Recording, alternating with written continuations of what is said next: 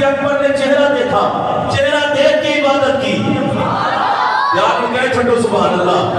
جناب عمر نے چہرہ دیکھا، چہرہ دیکھ کے عبادت کی. جناب عثمان نے چہرہ دیکھا، چہرہ دیکھ کے عبادت کی. جناب عباس نے چہرہ دیکھا، چہرہ دیکھ کے عبادت کی. جناب ابو ہریرہ نے چہرہ دیکھا، چہرہ دیکھ کے عبادت کی.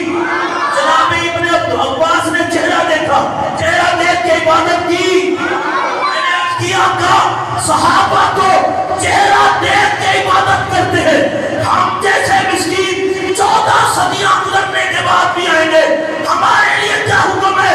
فرمایا ذکرو علی عبادت. وہ چہرہ دیکھ کے عبادت کرتے تھے، تو علی علی کر کے عبادت کرنا.